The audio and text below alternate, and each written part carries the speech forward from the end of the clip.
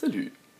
Aujourd'hui, je vais partir avec deux Taïwanaises en expédition. C'est eux autres qui m'ont proposé de les suivre. On allait prendre une coupe de bière hier et ils m'ont dit s'attendre de joindre à nous, demain t'es le bienvenu. Donc, c'est ça. Hé, Ikakuma, on part sur une aventure. Es-tu content? Bof. Ikonyan, excited! Toi, ferme donc ta gueule. Maintenant, le son linguistique de la journée avec le Dr Yellow.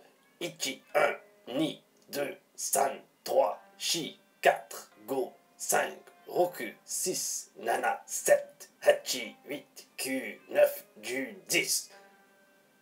Toi là, t'as compris? Ma journée commence donc avec de la compagnie cette fois. Deux filles taïwanaises que j'ai rencontrées la veille, une qui s'appelle Viviane, une autre dont j'oublie le nom, et une autre japonaise qui a décidé de se joindre à nous. C'est donc en autobus que nous nous rendons au parc naturel de Jogasaki sur le bord de la côte. Après quelques instants de marche, nous tombons sur un primate sur qui la récession a été plus dure que sur d'autres. Hey toi, t'as pas que banane pour moi?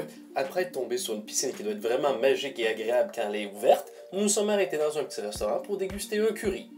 Ensuite, nous avons repris notre marche à travers la forêt et sommes tombés sur une pancarte qui met dans le même bateau les hommes sous et ceux qui possèdent des enfants, ainsi que cette pierre sur laquelle étaient inscrites des notes de musique, probablement une version japonaise du rock'n'roll. Le parc naturel de Jogasaki est vraiment un endroit merveilleux qui a fait le plaisir de tous et chacun. Bon, il y en a toujours qui sont là pour chialer, c'est sûr. J'ai trouvé ça moyen.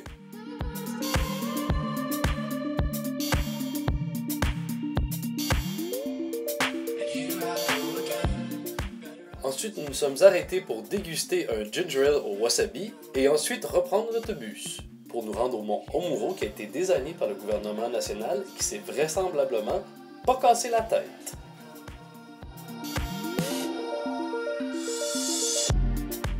Et au centre de la montagne, et je ne comprends absolument pas pourquoi, il y avait un centre pour archer. Malheureusement, celui-ci n'est accessible qu'aux gens qui parlent japonais. Tu peux bien faire ta fraîche avec ton arc, je sais même pas si fun que ça. Et au sommet, des hommes étaient vraisemblablement en train de rentrer une pelle dans le derrière de la montagne, à son grand mécontentement. Ici se trouvent aussi des Bouddhas qui sont les protecteurs des enfants, ainsi qu'une super vue magnifique. Je suis sûr qu'on est même pas dans la bonne saison.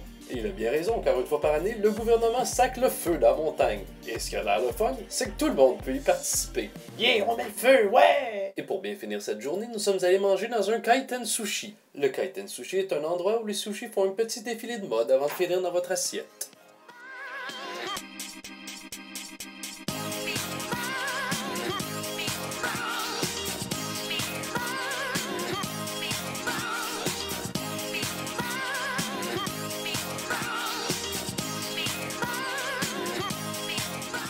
Notez qu'on y trouve une très grande variété de sushis, tels le sushi bacon, le sushi frites, ainsi que le très rare sushi jus de raisin. Après nous être bien régalés, nous avons fini la soirée dans un petit bar avec une super ambiance, ainsi qu'une citrouille. À demain!